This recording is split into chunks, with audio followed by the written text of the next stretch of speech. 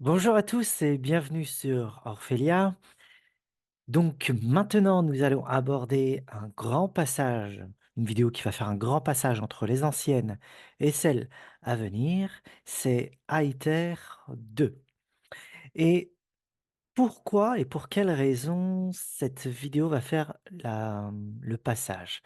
Eh bien, parce qu'on va rentrer pleinement cette fois-ci dans le monde de l'intériorité de l'humain. Donc, on va rentrer dans la psychologie, on va rentrer dans la psychiatrie, on va rentrer dans énormément de choses de ce domaine-là. Et bien sûr, toujours en comparaison et en parallèle et en intégrant la spiritualité et puis plein d'autres choses, plein de ramifications. Bon, commençons déjà à ITER 2 et vous allez voir de quoi il en retourne.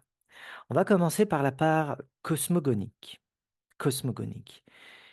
Alors certains d'entre vous vont se poser la question lorsque je vais parler, mais qu'est-ce que ça vient faire là? Bah, si vous écoutez la suite, vous allez comprendre comme une forme d'illumination en disant: «Ah ça y est, je vois où il veut en venir».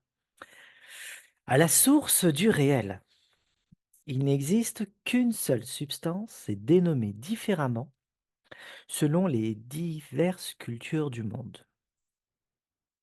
Elle se nomme chaos en grec, chaos, Nun en ancien égyptien, Apsu en mésopotamien. En son sein sommeille l'esprit divin, dénommé le un sans comparaison par le néoplatonicien Plotin. Ce un est figuré par l'image de Chronos par Platon, par Atum par les anciens égyptiens, pardon, et par Narayana en Inde ancienne. Cet esprit, ce un sans comparaison, contient toutes les consciences de l'univers en état de potentialité. En d'autres termes, nous baignions autrefois dans cet océan primordial, nous étions en état de sommeil, semblablement à une graine qui attend le moment propice pour émerger de l'océan puis croître. L'esprit est le nom que l'on peut donner aujourd'hui à cette phase primordiale, puisque le terme conscience ne s'applique que lorsque ce même esprit s'intellige lui-même et prend conscience de lui-même. Et pour ce faire, bah, il a besoin de matière. Hmm. Donc esprit et après conscience. Dès qu'on parle de conscience, il y a de la matière, même si elle est très subtile, hein. Vient ensuite la seconde phase, le un sans comparaison, se scinde en deux, tout en demeurant un en essence. On le nomme alors androgyne. C'est le second un. Cette sortie progressive de l'esprit, depuis le chaos primordial, se reflète dans notre activité de conscience de nous-mêmes sur Terre. Durant la nuit, nous dormons et nous sommeillons dans une dimension sans rêve et sans conscience de nous-mêmes. C'est le chaos des Grecs. Puis, lorsque notre conscience commence à s'activer, nous passons par la phase onirique, durant laquelle un mouvement interne se produit et apparaît sous forme d'image. Nous n'avons pas encore conscience de nous-mêmes. Nous sommes en train d'émerger de notre sommeil profond de manière graduelle. En dernier lieu, nous nous réveillons et prenons conscience que nous rêvions. C'est à ce moment que nous prenons conscience de notre propre existence, oui, graduellement. Et bon, donc, c'est à travers cette expérience qu'il nous faut concevoir l'émergence de l'esprit divin, donc l'esprit cosmique, depuis les abysses profonds et infinis, puisque nous réitérons à notre échelle l'acte cosmogonique. Après l'un second, l'androgyne donc, arrive la phase où il se scinde réellement en deux par l'entremise de sa propre force interne. C'est par son intériorité que se produit cette dislocation. Il s'agit de sa propre énergie, laquelle est un feu divin d'une puissance extraordinaire et apparaît comme étant le désir divin. Ce désir divin met en branle l'esprit lui-même jusqu'à lui ouvrir un espace intérieur qui le réfléchit, un miroir de lui-même, un reflet qui lui permet de se saisir comme je suis. Oui. Une dislocation, donc il y a un écartement, il y a un espace qui se crée, et c'est parce qu'il y a cet espace qu'il peut poser son regard sur cet espace et se miroiter lui-même, s'intelliger lui-même et dire je suis un miroir. Vous voyez le rapport entre notre propre avènement lors de notre euh, sortie des rêves, hein, et celui de l'Esprit divin, c'est le même processus. En posant devant lui cet espace, et en l'étendant davantage au fur et à mesure, l'esprit se voit lui-même et prend conscience de son propre contenu, puisque projeté sur ce miroir. Il devient alors la conscience divine. Je suis la conscience divine. Ce qui précède la conscience divine, l'esprit. L'esprit commence alors à se penser lui-même. L'espace en train de se dilater se nomme cosmos. Nous sommes donc en train d'assister à la manifestation divine, puisque le cosmos est l'extériorisation du contenu divin, autrefois plié dans le chaos. Plié dans le chaos, extériorisé dans le cosmos. Donc le contenu se déverse au fur et à mesure de sa extirpation du divin de lui-même dans un espace qu'on va appeler le cosmos. Donc réellement, nous sommes dans un processus théophanique, une auto-révélation. Le désir divin se situe entre le chaos et le cosmos. Vous voyez, cosmos, qui veut dire ordre en grec, et chaos, désordre. Donc du désordre a émergé le cosmos, c'est-à-dire le monde ordonné, organisé. C'est un point fixe, attractif du contenu dissimulé dans le chaos, le désir, hein, et répulsif aussi.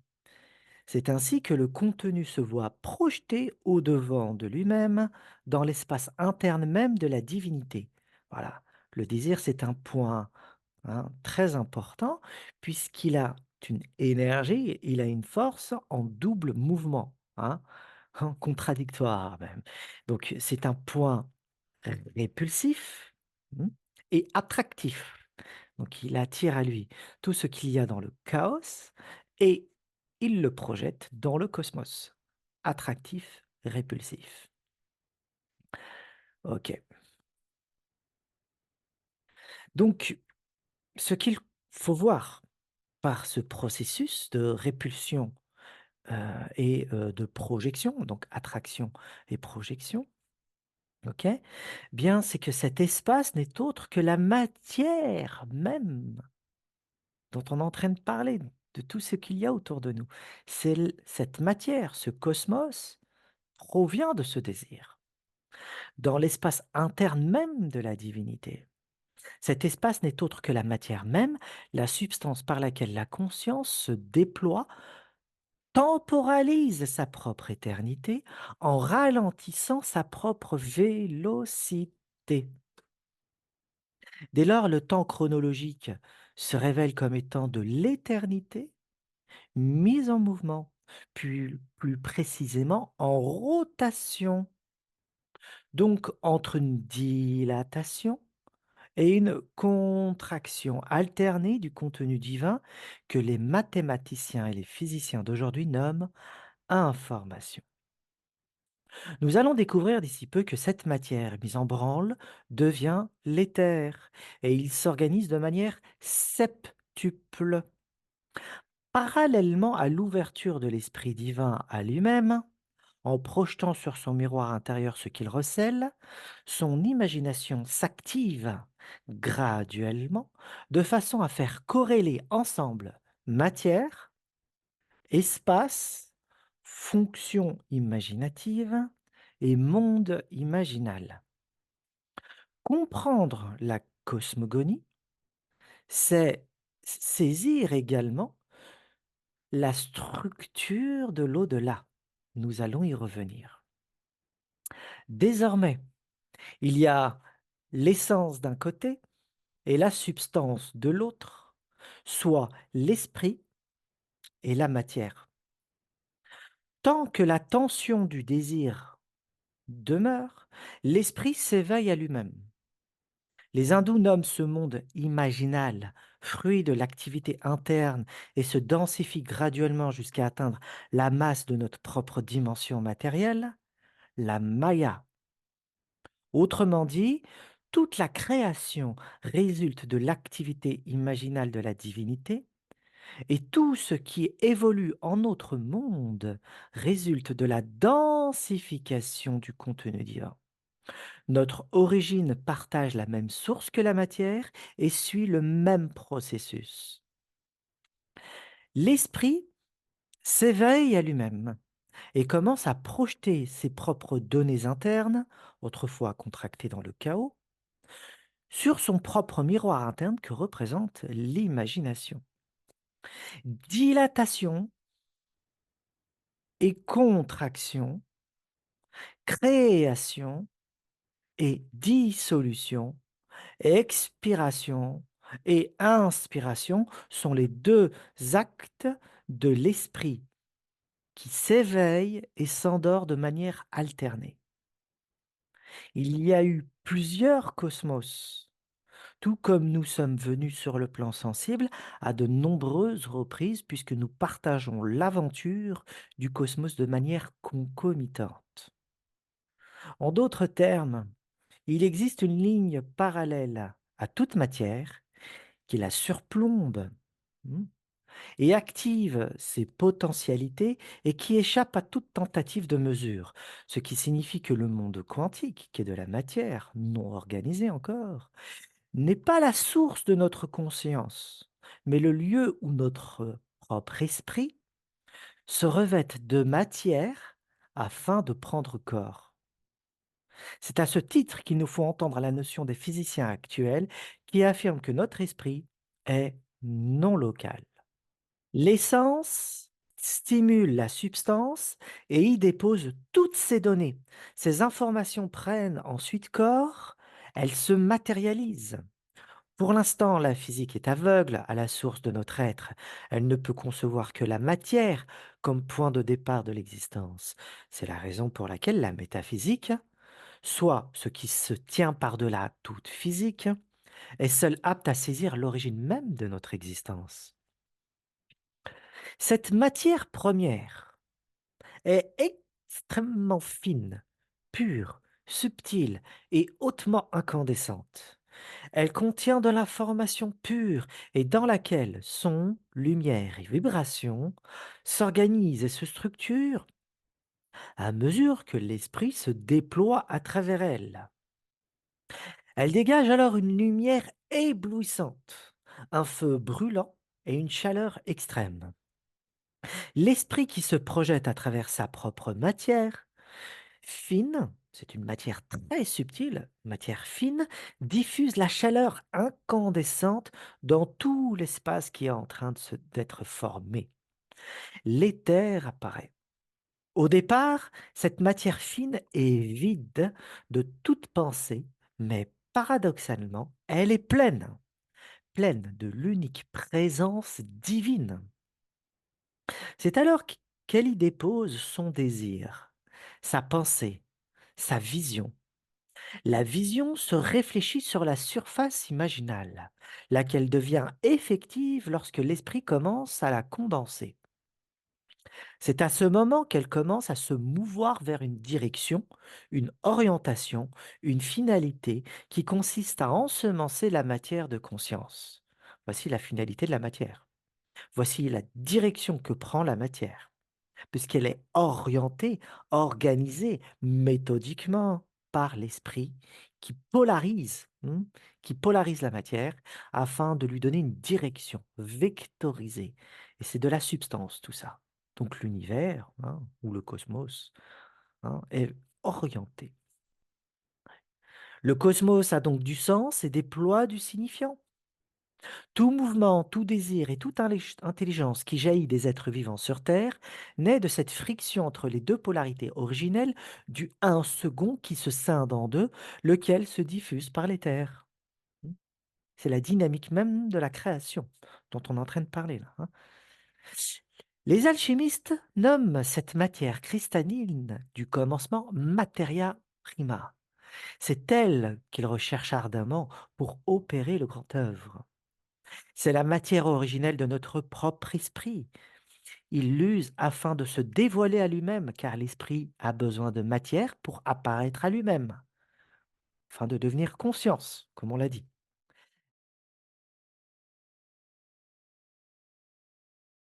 Voyez. Ben, il faut imaginer et concevoir ces 6 couches de densité comme surplombant le cosmos entier, ce qu'on appelle l'univers. Donc imaginez-vous la taille de l'univers, dense, subtil, palpable et visible, bien sûr. Bien, par-dessus, surplombe, se dissimule une autre couche d'univers aussi vaste et aussi grande, ok, que l'univers que l'on voit. Et donc, il y en a 6 comme ça. Maintenant, ils sont de plus en plus impliés, ces univers sur lui-même. Chaque univers s'implie de plus en plus, puisque tout ceci rentre jusqu'à la vision, qui annihile l'espace-temps. Et donc, ce sont des couches de densité de plus en plus subtiles, mais à chaque couche que l'on traverse, chaque dimension où l'on pénètre, au cours d'expériences de transe, de spiritualité, de méditation, ou de voyage astral et autres, parce que ce sont les mêmes mondes, hein, bien sûr, hein, eh bien, il y a une altération de l'espace-temps. Cette altération de l'espace-temps est le fruit, justement, parce que, enfin, est le fruit, est possible justement parce que il y a de plus en plus de une contraction de l'espace-temps pour retourner au point originel. Vous voyez. Donc, l'espace-temps varie en fonction des dimensions où l'on pénètre. Plus on pénètre vers les couches les plus hautes, plus l'espace-temps est contracté. Et plus on s'éloigne, cet espace-temps est dilaté. Donc, le déploiement final de l'esprit au sein de la matière dessine une figure, une forme géométrique, une étoile à 6 branches qui gravite autour de son axe. 6 branches et un au centre, hein, un point au centre, ok. Et c'est le septième, justement. C'est la vision, c'est la contemplation, c'est le septième. Ou dit autrement, 6 dimensions et une originelle où réside la divine présence dans laquelle elle se contemple elle-même, soit le lieu de la vision. Selon les traditions, il y a 6 couches de densité de la matière, dont la vélocité, la pureté, la luminosité et la chaleur s'amenuisent à mesure que sa masse prend de l'ampleur. C'est parce que l'esprit lui-même est en rotation sur lui-même, en sachant que la vitesse de son mouvement équivaut à son immobilité, autrement dit sa vélocité telle qu'il reste immobile, que son rythme est continu et produit un unique son ininterrompu. Hmm. Ce rythme est compacté dans la singularité initiale, c'est-à-dire au point du commencement, la vision. Et ce rythme est compacté au point où aucun rythme n'est audible, c'est-à-dire au lieu de la vision. Il y a juste un puissant son qui continue, qui envahit et qui crée la stabilité du cosmos, hein. Ok. Lorsque l'esprit s'extériorise à lui-même, dans son propre espace imaginal, à 6 dimensions maintenant, le sans rythme de la vision ralentit et devient perceptible. Le son continu devient alors discontinu. C'est ce son continu qui devient pensée, c'est-à-dire rythme, son et langage. En d'autres termes, le royaume contemplatif de la vision est celui du silence. Dès lors qu'il y a mouvement, le silence divin devient langage et s'articule. Cette production donne jour à 6 différentes dimensions d'espace-temps, de la plus haute intensité à la plus basse, de la plus rapide à la plus lente. Les 6 dimensions sont en rotation autour de la conscience cosmique, c'est-à-dire autour de la septième dimension, et sont pulsées rythmiquement par l'énergie du désir divin. Toutes les traditions évoquent cette structure des 7 dimensions de l'esprit selon un même schéma numérique. 1 plus 6, ça va donner ça. 1 plus 6. La structure devient géométrique puisque le 1 se situe au centre du cercle, tandis que les 6 gravitent autour de lui, formant une ronde de densité. Donc c'est spiralé. Les 6 jours de la création de la Bible et du Coran, le septième étant le repos ou le point d'assise, la grotte à 7 cavités d'où émergèrent les Aztèques, dénommée Chicomostoc, la grotte à 7 cavités, Chicomostoc, les chat chakras, soit les 6 principaux chakras du corps, et le septième situé hors du corps, situé sur la fontanelle, nommé Padmasahasrara, qui signifie le lotus aux 1000 pétales, vous voyez, donc structure de 6 plus une qui est située en dehors, vous voyez. Les 6 Ameshaspenta du zoroastrisme, pardon, et la première, la septième, les surplombent toutes. La même organisation numérique de 1 plus 6 est mentionnée dans les textes de l'ancienne Égypte contenant les 7 Hathors, etc., etc.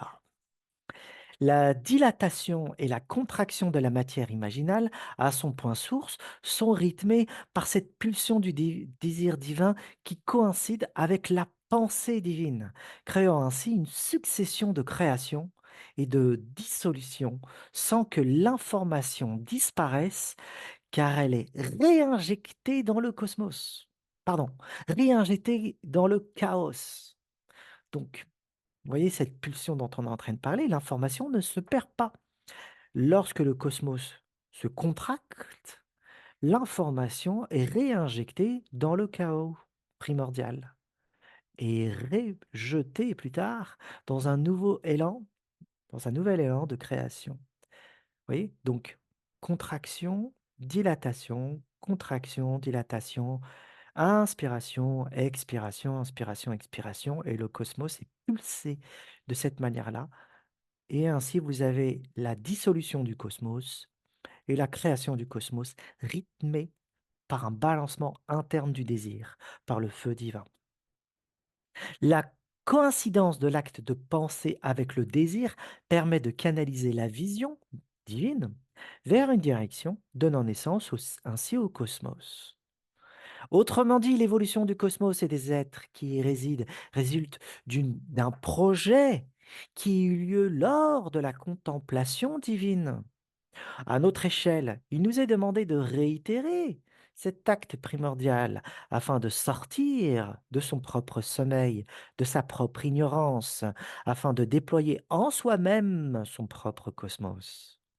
Créer les 7 niveaux du cosmos en soi-même. Pour l'instant, nous sommes dans le chaos. Et donc l'évolution intérieure, hein, est un acte de création. Hein, on réitère le schéma.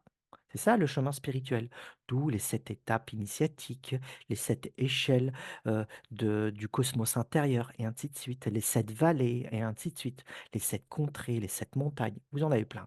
Ça vient de là, cette symbolique. Nous sommes structurés de la même manière que le cosmos, et on nous demande de réitérer l'acte cosmogonique dans le chemin initiatique. Donc, euh, la cosmogonie est le reflet du chemin initiatique. C'est pour ça que c'est très important, la cosmogonie. Et vous allez voir l'au-delà, ça marche de la même manière. Lors de la dissolution, l'information perd toute forme et devient pure et ne fait qu'une avec l'esprit. Absorption, dissolution complète. Lorsqu'elle est injectée à nouveau dans un nouveau cosmos, cette même information indestructible, hein, l'information change de forme. Hein.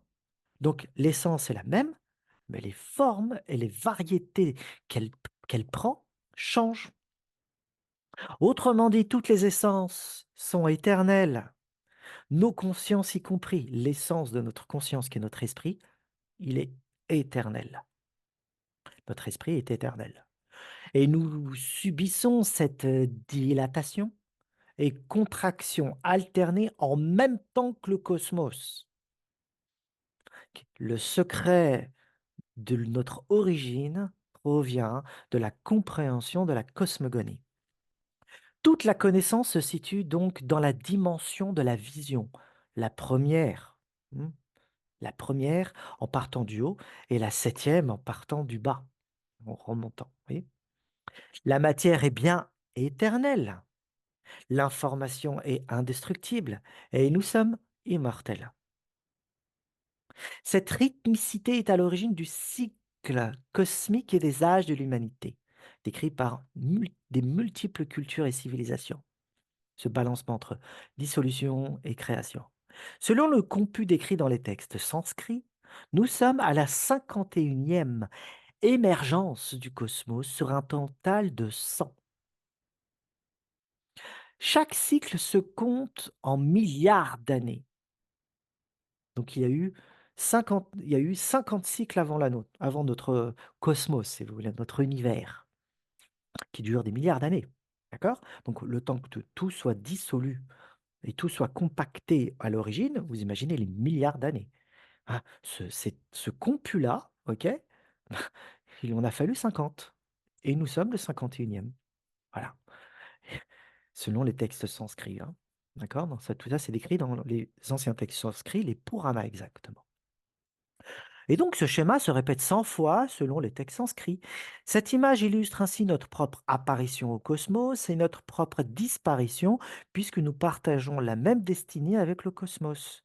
Cependant, lors de chaque réitération du cosmos, nous changeons d'aspect, de forme et donc de nom, puisque nous partageons le même devenir que le cosmos, que la matière.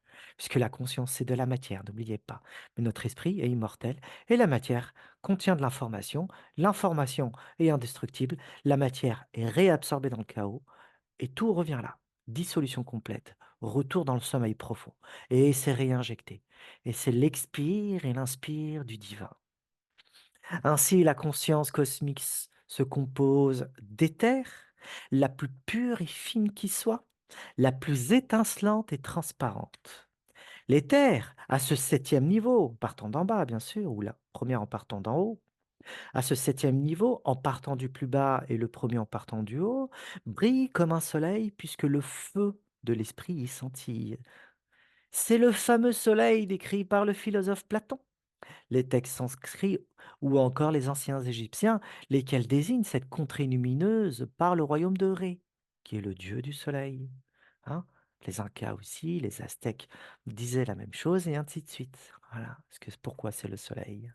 À notre niveau, ce même éther s'est tellement densifié qu'il s'est cristallisé, solidifié.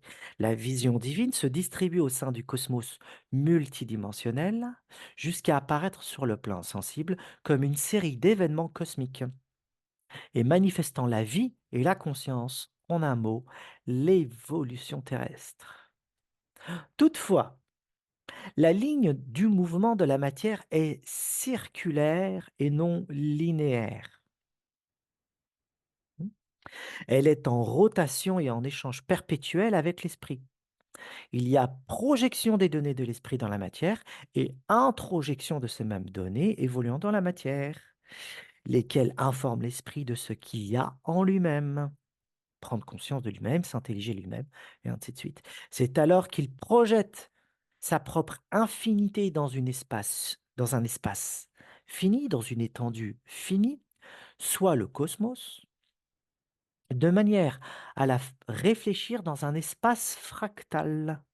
Donc toutes les dimensions, les 6 dimensions, hein, sont des espaces fractals. Ce qu'il y a ici se reflète ailleurs. En effet, les 6 dimensions du cosmos sont organisées selon un même pattern, lequel engendre une homothétie des dimensions et donc une fractalisation de la vision divine. La contemplation divine se miroite donc à travers une étendue imaginale kaléidoscopique, ce qui explique l'interconnectivité des dimensions. Quelle est la source du mouvement cosmique et de la conscience? Le désir divin, le feu divin.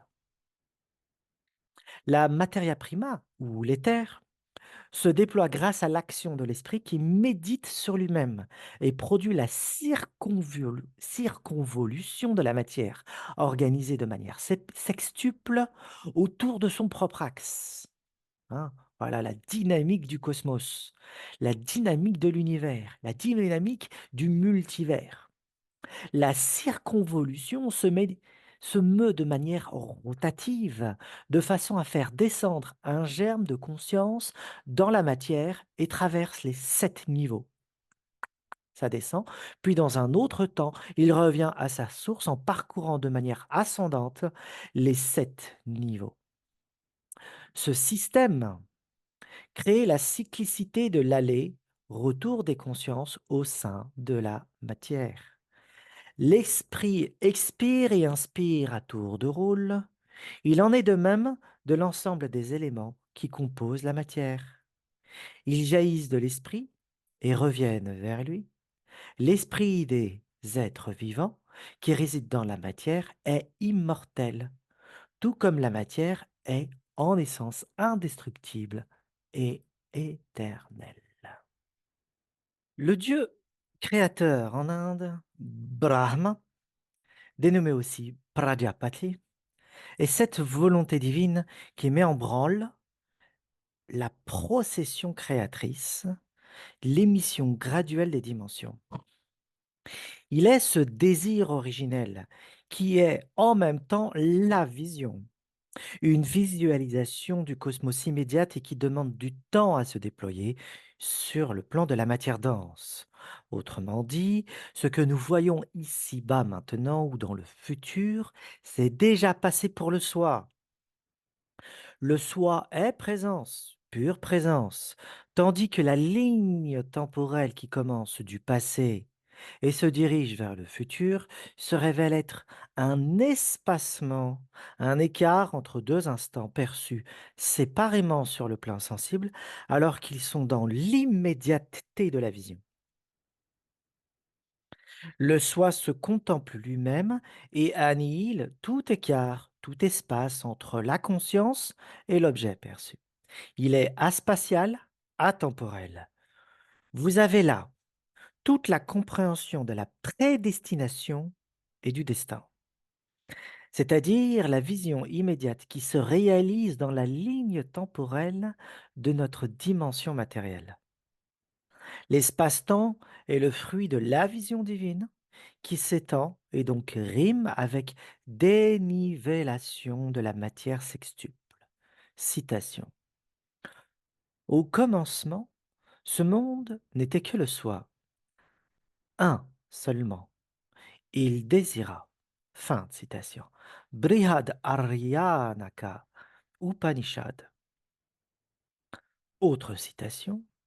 À l'origine, le désir, kama, apparut là, semence primordiale de l'intellect, manas. Ce fut là en premier. Fin de citation. Rigveda. Donc, pour les physiciens, le présent n'existe pas. Il n'y a que la flèche du temps. Pour un métaphysicien, la flèche du temps n'existe pas. Il n'y a que le présent qui est. Ce désir originel, germe de toutes les manifestations, est la cause fondamentale de la projection perpétuelle du soi dans le multiple. Le détachement du yogi en Inde est l'arme qui le tranche et qui fait tourner soudainement le multiple dans l'un, qui résorbe ou réabsorbe le cosmos dans le soi. Le yogi remplace la vision qui projette un espace extérieur par le regard vers l'intérieur, vers le non spatial, le non temporel, l'indivise, le vide de l'esprit qui contient tout. La conscience convertit son énergie libidinale en donnée de conscience et retrouve sa place originelle. Le yogi, devenu aveugle à tout ce qui sollicite son attention, et pour qui tout ce qui est jour pour les êtres semble nuit, se concentre uniquement vers le soi, le vide total. Or, ce vide est l'éther du divin, le non diversifié, le non cosmifié. Le divin a besoin de s'extérioriser afin de sonder sa propre profondeur.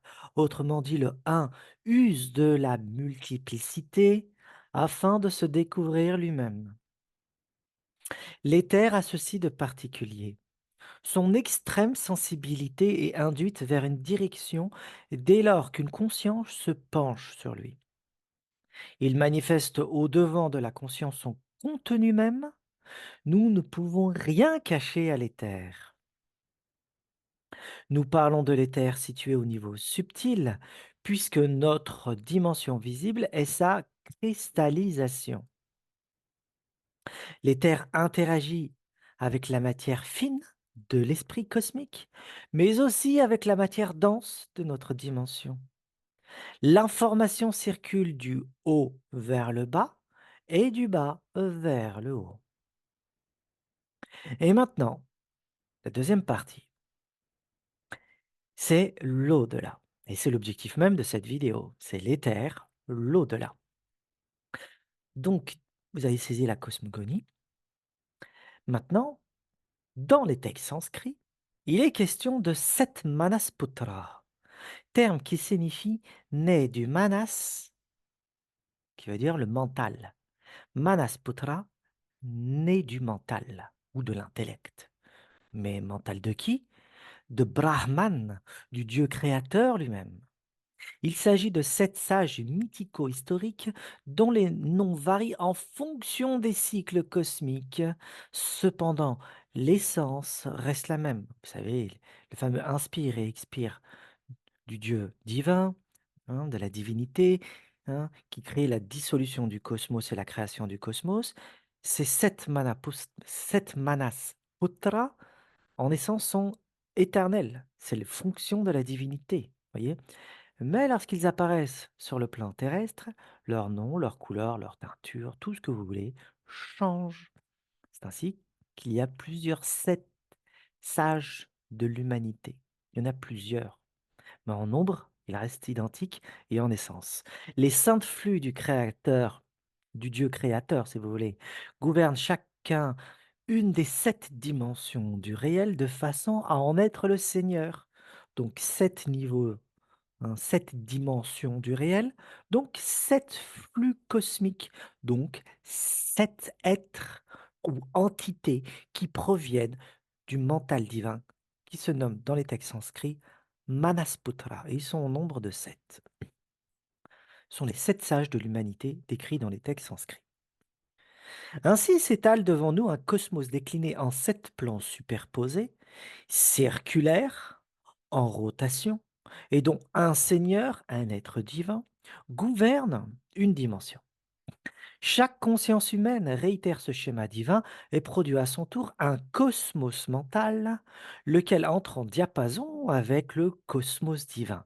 Nous sommes bien des êtres multidimensionnels, il faut bien le saisir. Donc nous avons un esprit qui se projette à travers 7 plans, 7 niveaux, 7 degrés, 7 dimensions. Et nous voici arrivés sur le plan le plus dense, qui est le reflet le plus extrême de l'esprit. Vous voyez? Hop, la dimension la plus dense, le reflet le plus extrême, et tout revient vers le centre. Tout revient à l'origine. Le réel résulte de cette rencontre entre la production de la conscience divine et celle de chacune des créatures vivantes. Donc, la première partie de cette vidéo, vous évoquez la cosmogonie, la création. Très bien. Le chemin initiatique, qui reproduit la même chose. Et maintenant, la résultante de tout ça, c'est que ce que nous produisons à notre échelle entre en diapason avec un cosmos multidimensionnel déjà là, mais que nous créons à notre tour lorsque nous venons sur cette terre, nous reproduisons ce schéma-là et nous réitérons et nous pénétrons dans un des cosmos, ou plutôt une des dimensions de l'esprit. Et cette dimension de l'esprit que nous manifestons, parce qu'elle est inhérente à notre être, qui crée justement ces septuples dimensions, bah, chaque dimension entre en diapason avec la même dimension qui existe dans le cosmos. C'est ça le réel. Je répète, le réel. Qu'est-ce que le réel? Le réel résulte de cette rencontre entre la production de la conscience divine et celle de chacune des créatures vivantes. C'est une rencontre, le réel. C'est pas ce qu'il y a à l'extérieur ou ce qu'il y a à l'intérieur, c'est une rencontre, une synchronisation, une syntonisation. Par conséquent, ce que nous voyons autour de nous durant notre vie et dans l'au-delà est le fruit de cette rencontre entre un cosmos multidimensionnel déjà existant et notre propre production. Puisque l'éther dégage de l'information dès lors qu'une conscience se penche sur lui, c'est-à-dire de manière instantanée, toute une réalité se dévoile devant les yeux de la conscience comme une extériorisation du contenu de cette dernière. Lors d'expériences spirituelles de conscience, nous voyageons tant en nous-mêmes, la production de nos dimensions intérieures, dans une dimension donc de notre propre esprit, que dans un des 7 niveaux du réel produit par la divinité. C'est une rencontre, ce voyage. Le réel n'est ni totalement subjectif, ni totalement objectif. Hmm.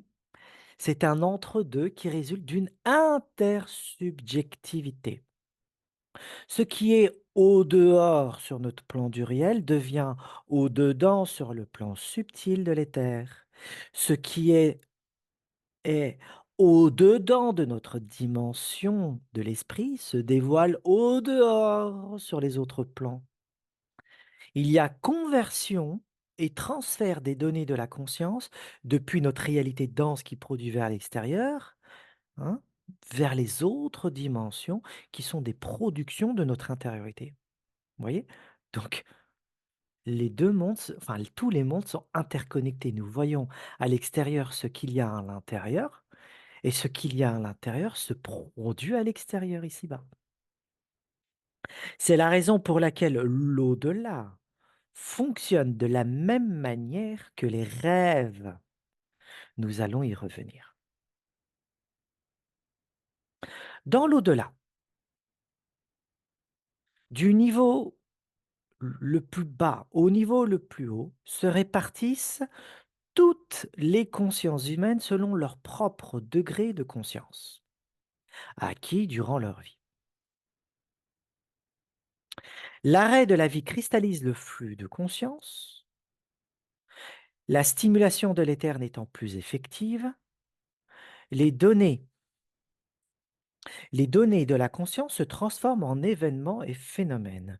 Nous observons au dehors ce que nous sommes vraiment. Comme dans le rêve, l'au-delà reflète ce que nous sommes réellement et l'information ne se perd pas. Que ce soit ici-bas ou dans l'au-delà, c'est bien l'imagination qui se trouve au cœur des phénomènes. Le réel n'est pas une simulation holographique, mais résulte d'une conscience qui use de sa fonction imaginative comme d'un vecteur de réalité. Tout le paysage perçu après notre mort, et ce jusqu'aux créatures qui y résident, est le fruit de notre propre activité de conscience. Mais leur existence provient aussi d'une dimension déjà présente, puisque nous pénétrons dans une des septuples dimensions divines. L'ensemble des phénomènes renvoie donc à un état de conscience formulé en événements visibles. L'au-delà superpose donc des états de conscience cristallisés, du plus dense et massif au plus léger et volatile.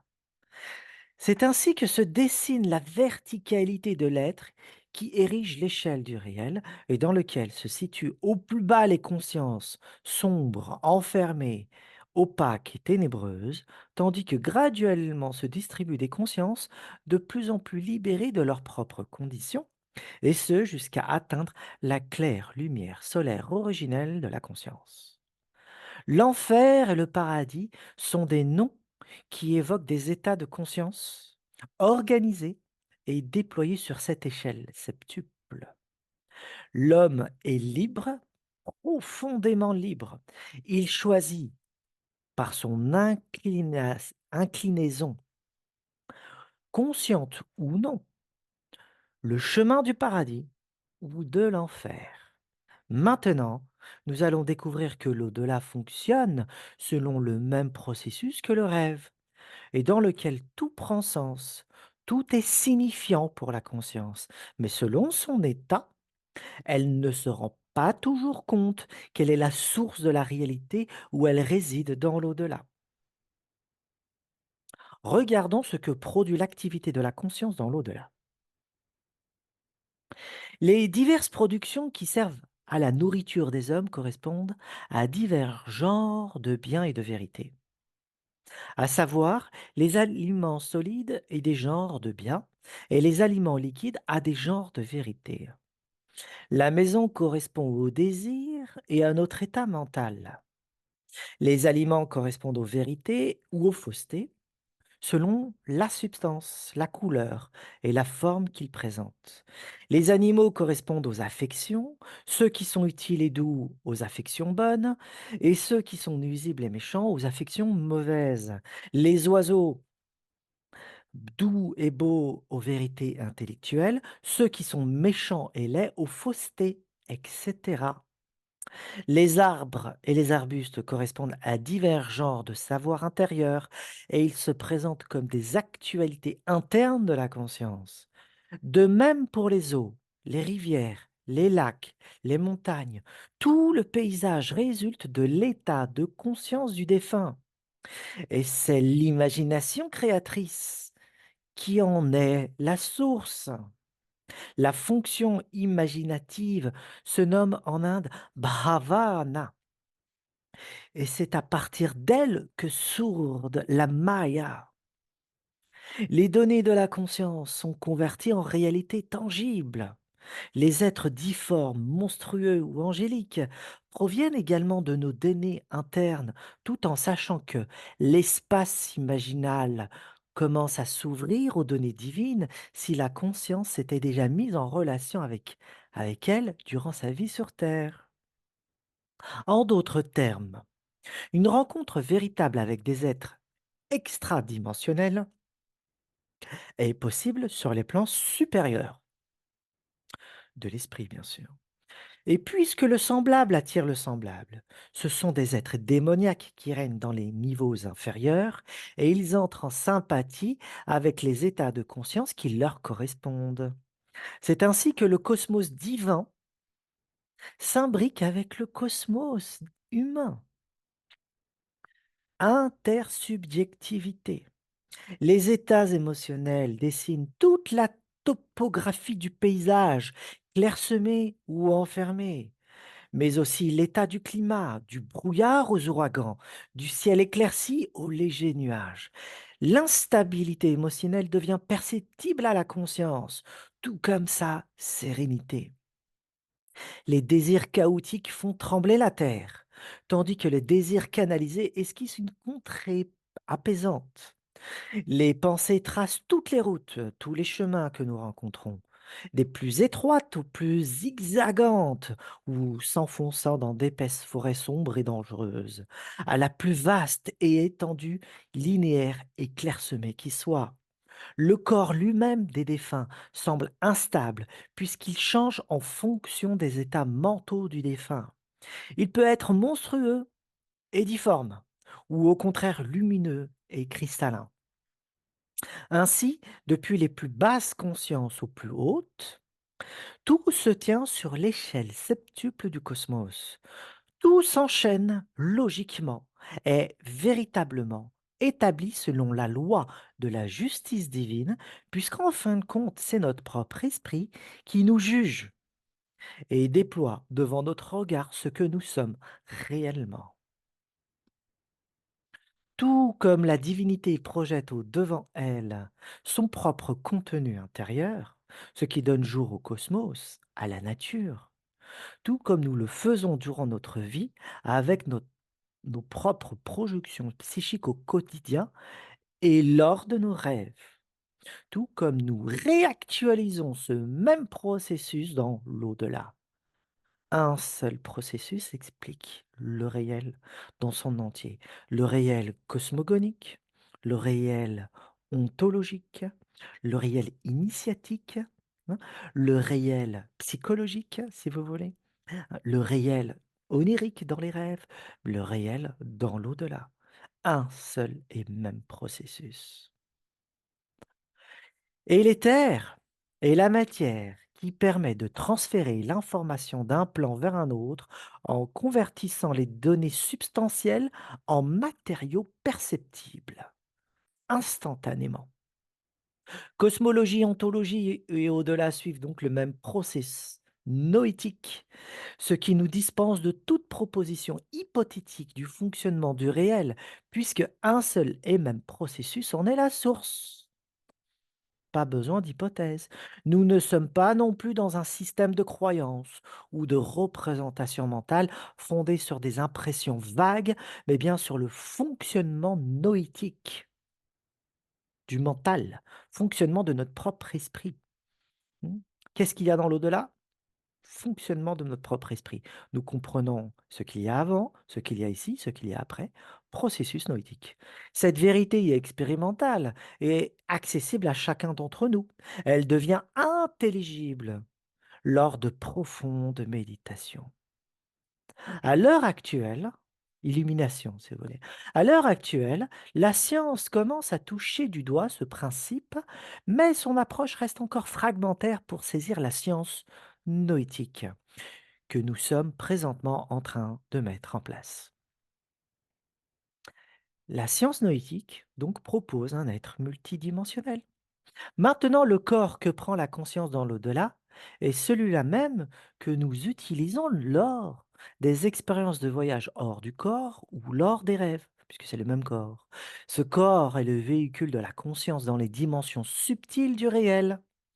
Lorsqu'il est utilisé durant nos rêves, il est intériorisé. Mais lorsqu'il est utilisé durant les sorties hors du corps, il est extériorisé. La matière dont il est formé est l'éther. Il reste donc extrêmement malléable et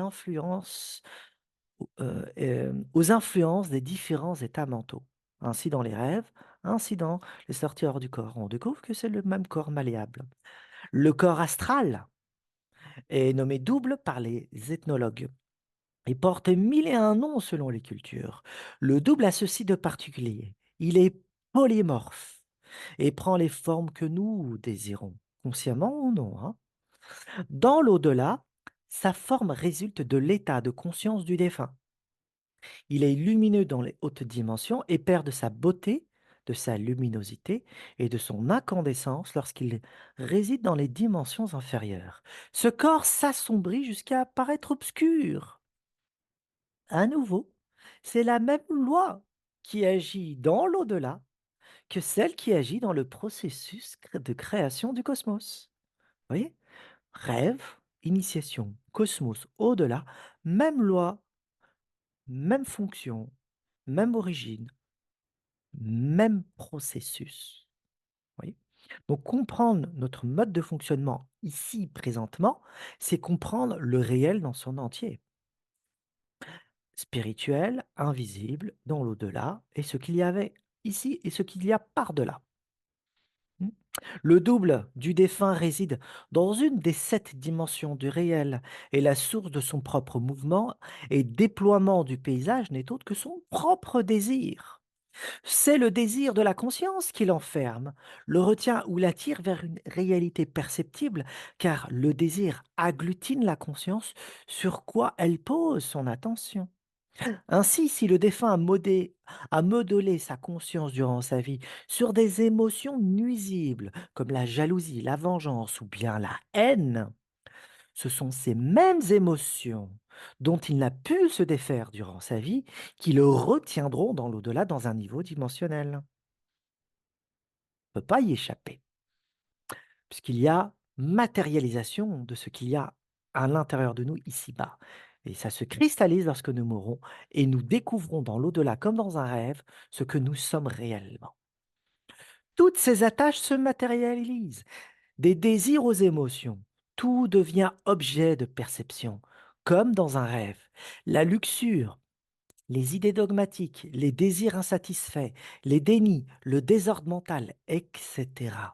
se cristallisent dans l'éther et construisent la réalité dans laquelle le défunt réside dans l'au-delà.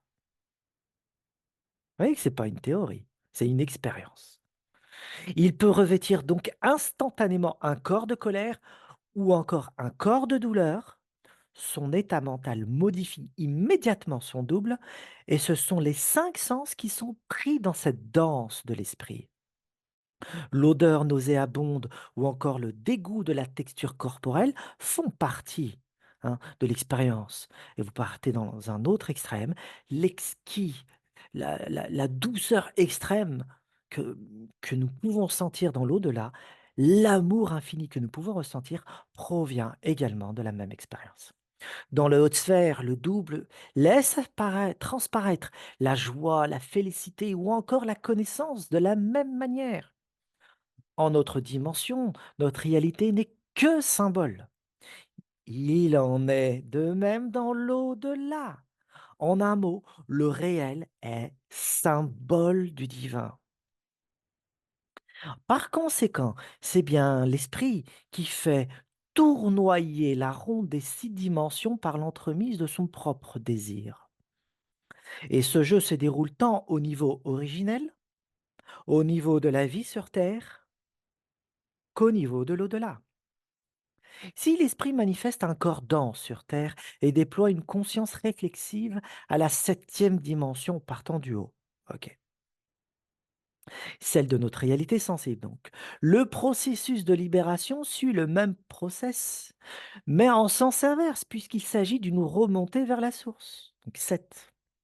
Le cheminement spirituel parcouru par une tierce personne durant sa vie sur Terre lui permet de se délivrer elle-même de ses propres carcans mentaux afin de renaître au royaume originel de la lumière, bien sûr, et selon son état de conscience lors de son essai, la résultante se dévoile selon sa juste mesure. On ne peut pas tricher puisque c'est l'éther qui active tout ça. Et l'éther, le moindre mouvement, le moindre geste manifeste ce qu'il y a. C'est un miroir. L'esprit se juge lui-même, mais l'esprit n'est pas enfermé dans la matière, c'est la conscience, c'est une projection de l'esprit. Le principe de justice est donc foncièrement l'assise du réel. C'est pour ça que les anciens tenaient une importance sur le terme de justice, que les hindous vont appeler et le connecter avec le terme dharma. Et Platon avec Dike, la déesse Dike, très important déesse et la fonction de la justice dans sa philosophie. Vous comprenez pourquoi. Et la Ma'at chez les anciens Égyptiens et Din pour les anciens Mésopotamiens. Din et le dieu soleil, Shamash et le dieu Haddad remplissaient également la fonction de juge. Très important pour les anciens, c'est l'équilibre, l'harmonie du cosmos. Avant, pendant et après, c'est la même fonction. La libération de sa conscience de l'emprise de la matière, de la sublimation de ses désirs et de ses états mentaux, dérive directement son habitat dans l'au-delà. C'est ainsi qu'il nous faut saisir le dharma et le karma des hindous et l'enseignement proposé par le philosophe Platon, dont j'ai exposé les idées dans de nombreuses vidéos. Maintenant, venons-en à la communication avec les défunts. Puisque les dimensions sont interconnectées entre elles et que ce qui les sépare n'est qu'une question de qualité de la conscience, autrement dit, un état de conscience. Cette dernière peut tout à fait interagir avec les défunts en modifiant, altérant sa conscience. Nous découvrons, puisque nous sommes des êtres multidimensionnels, tout vient de là, nous découvrons par expérience que la matière dense interagit avec la matière subtile, et nous saisissons alors qu'il s'agit que d'une seule et même matière dont la différence de densité conduit vers plusieurs niveaux de réalité superposés les uns sur les autres, les 7 niveaux, les 7 dimensions. Il n'y a qu'une matière, c'est de l'éther, mais à différentes échelles de densité. La matière dense, c'est de l'éther cristallisé. Et la matière originelle, la materia prima, celle du divin, hein, c'est de l'éther pur, cristallin, infini, qui répond au moindre mouvement. Ok. Et puis ensuite, ça prend de la matière et de la densification au fur et à mesure que les données s'y imprègnent. Vous voyez? Il n'y a donc qu'une seule conscience aussi, tout comme il n'y a qu'une seule matière. La distinction se situe au niveau de la densité. Densité de conscience, changement d'état de conscience, et densité de la matière, changement d'état de la matière. Où se situent ces dimensions subtiles? Réponse: à la fois partout et nulle part. Cela signifie que partout dans notre monde sensible peut se produire l'irruption des dimensions subtiles et que partout l'on peut y pénétrer. On parle du cosmos. Entendez bien qu'on parle du cosmos. Mars, Jupiter, la Lune, n'importe où, tout est interconnecté avec cette dimension, hein, invisible. S'agit-il de mondes parallèles dans ces cas-là? Absolument.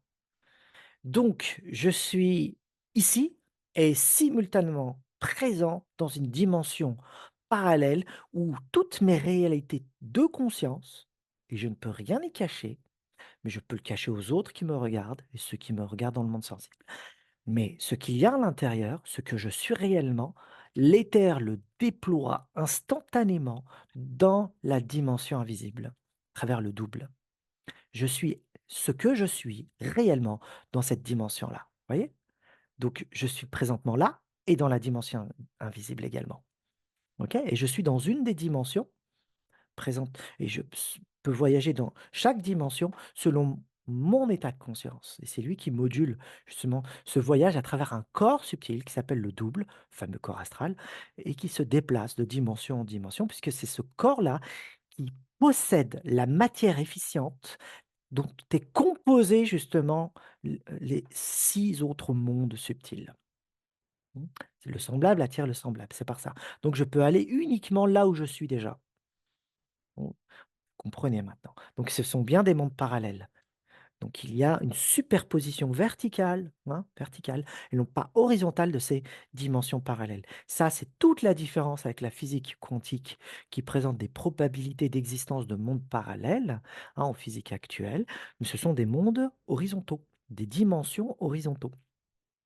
Dimension horizontale, pardon, hein, hop, hop, hop, ça se côtoie les unes à côté des autres en nombre infini.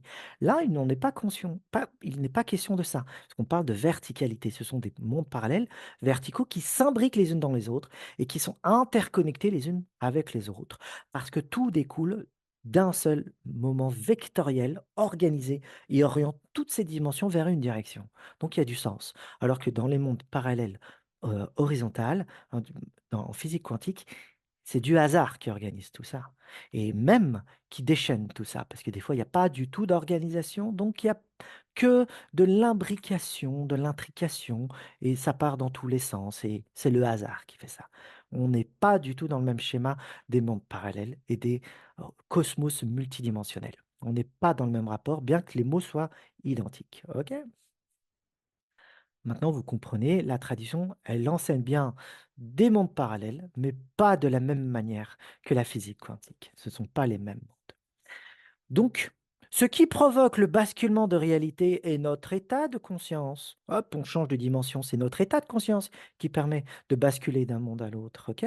En sachant utiliser la technologie de la conscience, méditation, concentration, hein, le texte yogi nous enseigne ça, hein, le chamanisme, dans certains chamanismes nous enseignaient ça, le taoïsme aussi nous enseigne ça. Enfin, chaque école spirituelle possède ses propres méthodes pour basculer d'un monde à un autre. Faire ce voyage vers l'intériorité, une expérience intérieure. OK? Donc, cette technologie de la conscience aujourd'hui, bah, elle reste à développer dans notre société moderne, puisqu'elle n'est pas exploitée et comprise comme il se doit. Nous pouvons voyager en nous-mêmes, dans les dimensions de notre propre esprit, et transmuter l'énergie interne en matière. L'énergie, on sait que c'est de la matière et que la matière, c'est de l'énergie. Mais aujourd'hui, notre société moderne, par exemple dans la technologie, on n'est pas capable de transformer une matière, vous voyez, en énergie et l'énergie en matière en créant ce basculement de plan. Et on n'est pas encore capable d'avoir ça. Mais il y existe une technologie de la conscience. Ben, il viendra aussi une technologie réelle, hein, une technique industrielle qui reste à développer si nous changeons le paradigme de notre compréhension de la matière. Voilà, et paradigme de compréhension et également de notre mise en avant de toute cette technologie qui utilise l'énergie de destruction du cosmos. L'énergie de destruction du cosmos, c'est une énergie qui est, disons, destructrice, parce que cette énergie fuit le centre. Vous voyez? C'est une énergie qui fuit le centre. Nous, on utilise l'énergie, qui fuit le centre et cette énergie détruit. C'est la raison qu'on est obligé de détruire des atomes pour avoir de l'énergie atomique.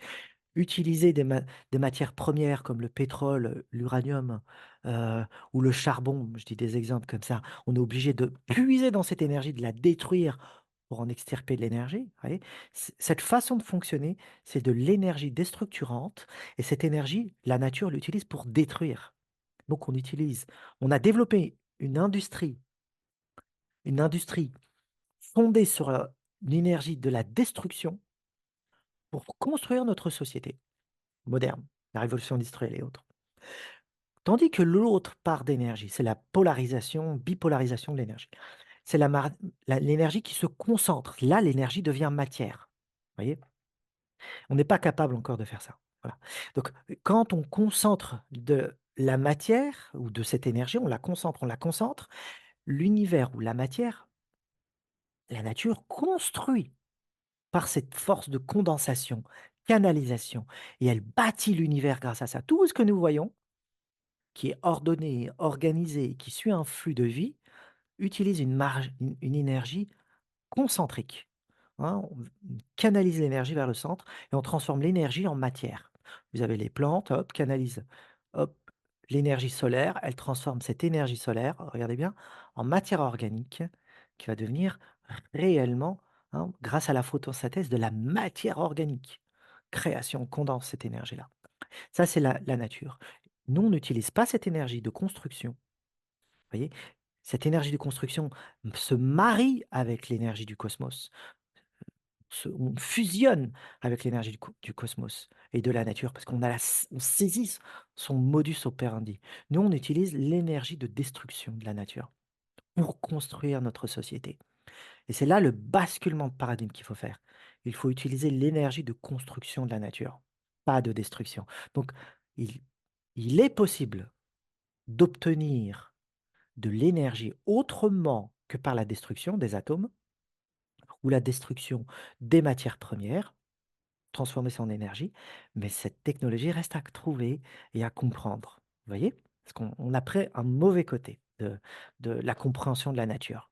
Mais cette technologie-là, les anciens la connaissaient à travers une technologie de la conscience, la canalisation de cette énergie interne pour transformer cette énergie interne en matière. J'en parle longuement dans mes ouvrages, hein, tome 1 Émergence, hein, et puis le tome 3 également. Donc, là, ce dont il s'agit, avec le monde imaginal, c'est la même chose. C'est le même fonctionnement. Projection, introjection, projection dans le monde invisible, on reçoit des données, on les transforme en matière. C'est la même énergie, mais là, utilisée dans le monde imaginal. OK? Bon. Lors de l'éruption de ces dimensions de notre réalité, il s'opère ainsi une altération du temps au point où le passé et le futur se joignent dans l'expérience de rencontre. OK? Chaque conscience découvre quel est l'axe par lequel tous les opposés s'annulent. Le passé lointain surgit dans notre espace imaginatif, tout comme le futur. Une conscience élargie peut être présente à des événements passés et futurs, tant sur notre propre dimension que les plus subtils. C'est des états de conscience. Il en est de même pour les défunts. Leur état de conscience se révèle à nous et nous pouvons percevoir leur paysage à condition que notre propre état de conscience soit parfaitement poli. Notre espace imaginal reflète ce que nous sommes. Puisque le semblable attire le semblable, une conscience claire peut voir clairement la situation d'un défunt. alors qu'une conscience trouble ne peut entrevoir que du trouble. Tel est le problème des médiums. Si leur conscience n'est pas assainie, les médiums sont dans une confusion totale entre ce qui vient d'eux et ce qui vient d'ailleurs, mais aussi ils peuvent se laisser illusionner par le jeu des perceptions subtiles. L'éther est une toile de résonance d'une sensibilité extrême. Chaque mouvement de notre propre esprit, chaque désir et chaque émotion produisent une réaction en accord avec le stimulé. Dès lors que notre conscience contient des informations troublées, comme des désirs inassouvis, des souvenirs douloureux, une perte d'un être cher, un souvenir joyeux ou bien d'autres activités de notre intériorité, l'éther déploie devant notre regard ce que nous projetons de manière inconsciente ou consciente. Le médium inconscient de son propre processus créateur, celui de son imagination créatrice, affecte l'expérience de rencontre avec l'au-delà et davantage encore lorsque sa conscience est troublée. C'est lui qui manifeste la rencontre suprasensible, qui se révèle être en fait que son propre contenu de conscience modélisé est devenu perceptible. La voix qu'il entend, les effets sur la matière environnante, comme les coups frappés, poltergeist, la température qui change, les objets qui se déplacent, ces miasmes et ces tremblements corporels, enfin toute matérialisation censée annoncer la présence ou provenir du défunt, sont le fruit du médium lui-même.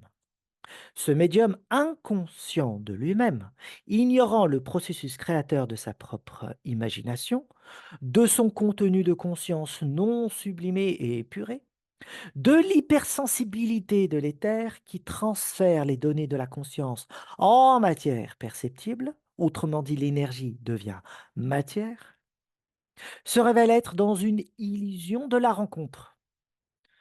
Comme dans le rêve, il est le scénariste et l'acteur de la rencontre avec l'invisible. Maintenant, nous pouvons comprendre qu'il existe une graduation verticale des états de conscience médiumnique, dans laquelle, au plus haut, la rencontre est intense, réelle, véridique, lumineuse et affecte tant le médium que son entourage, alors qu'au plus bas, la rencontre est illusion, mensongère et artificielle.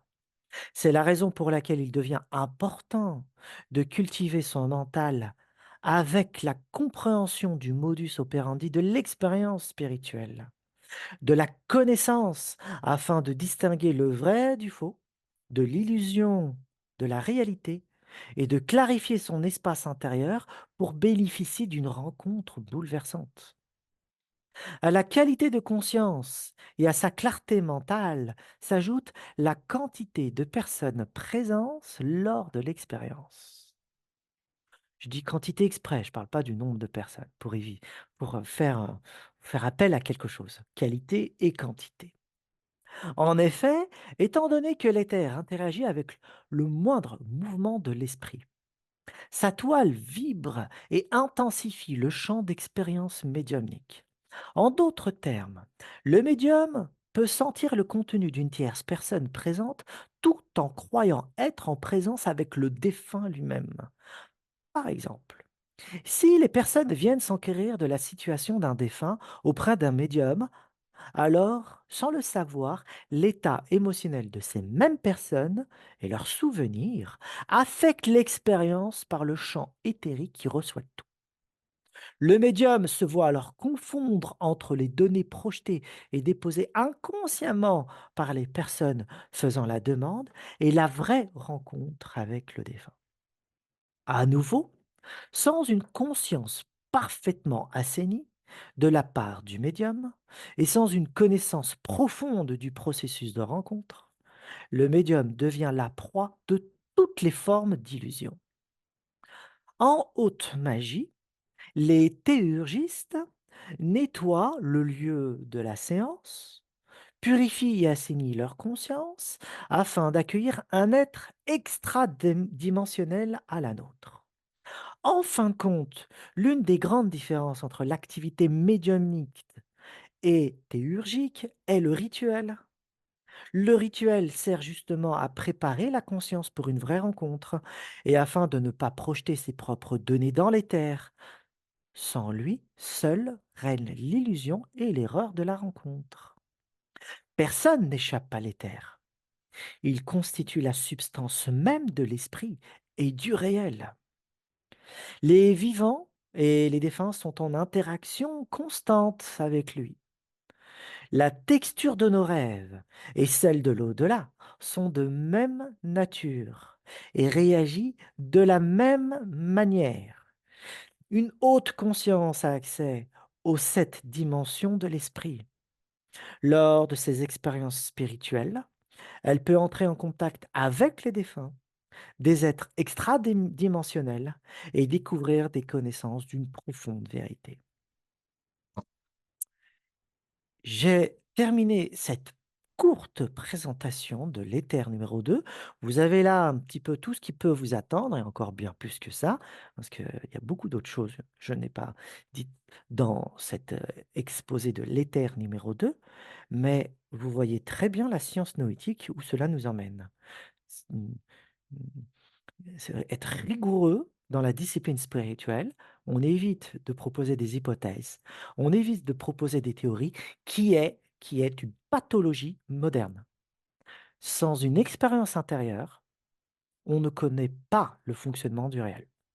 On ne fait que des propositions hypothétiques qui viennent combler de l'ignorance. Et d'autres hypothèses viennent remplacer d'autres hypothèses. Ce fonctionnement-là, relatif au monde de la matière, utilisé par la science, n'est pas celle de la science noétique.